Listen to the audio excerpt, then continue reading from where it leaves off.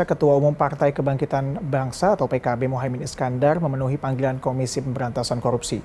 Muhaimin tiba di gedung KPK sekitar pukul 10 siang dan selesai menjalani pemeriksaan sekitar pukul 3 sore.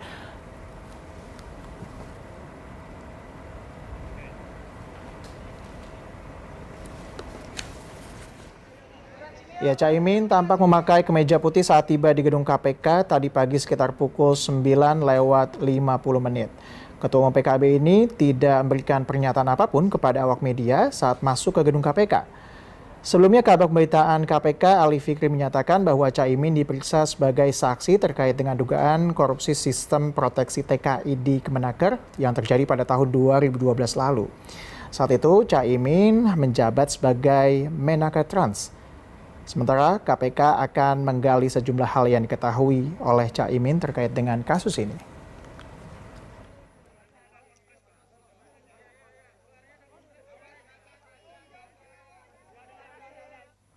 Kami akan mengajak Anda pemirsa untuk mengupdate informasi terkini dari gedung KPK. Kita sudah terhubung dengan Kelvin Sipahutar yang ada di sana. Selamat sore Kelvin. Kelvin bisa disampaikan apa saja materi pemeriksaan dari Caimin dan juga statement apa yang diberikan Caimin setelah diperiksa oleh KPK? Ya, selamat sore Teza dan pemirsa. Setelah tak bisa memenuhi panggilan dari KPK pada pekan lalu, akhirnya pada hari ini dari Ketua Umum PKB Muhaimin Iskandar atau Caimin telah memenuhi panggilan tim penyidik dari KPK. Adapun tadi Caimin ini mendatangi gedung Merah Putih KPK sekitar pukul 9.50 waktu Indonesia Barat, dan beberapa saat lalu ini sudah keluar dari gedung Merah Putih KPK sekitar pukul 3 sore. Artinya ini Caimin telah menjalani pemeriksaan sebagai saksi dalam suatu kasus korupsi. Ini diperiksa oleh KPK selama kurang lebih 5 jam begitu. Adapun terkait dengan kasus korupsi yang tengah diusut KPK dan dimintai keterangan kepada Caimin, ini adalah terkait dengan dugaan tindak pidana korupsi terkait kasus sistem proteksi pengadaan sistem proteksi tenaga kerja Indonesia atau TKI pada tahun 2012 silam, di mana memang KPK membutuhkan keterangan dari Caimin terkait dengan kasus tersebut karena memang Caimin merupakan Menteri Ketenagakerjaan dan Transmigrasi pada periode 2012 silam. Dan memang selama menjalani pemeriksaan selama kurang lebih 5 jam tadi, Caimin telah memberikan keterangan kepada awak media, di mana inti dari keterangan yang disampaikan oleh Caimin adalah dia mengatakan sudah buka-bukaan kepada KPK terkait dengan informasi apa saja yang dibutuhkan untuk mengungkap daripada kasus ini, dan dia juga berharap apa saja yang disampaikan ini dapat memperlancar dan juga mempercepat dari kasus korupsi yang tengah diusut oleh KPK di lingkungan Kemenaker. Dan berikut adalah pernyataan resmi dari Caimin. Sistem proteksi inilah yang menjadi kasus yang sedang diselidiki oleh KPK dengan tersangka mantan dirjen, mantan salah satu staf dirjen, dan salah seorang atau pengusaha atau apa gitu.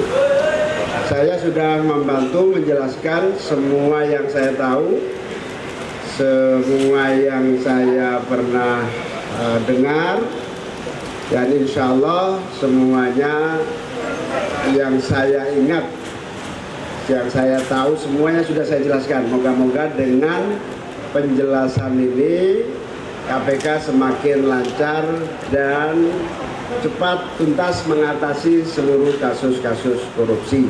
Amin. Saya mengucapkan terima kasih kepada KPK yang juga terus melakukan langkah-langkah upaya penuntasan semua kasus-kasus korupsi, dan kita semua mendukung. Saya kira itu aja.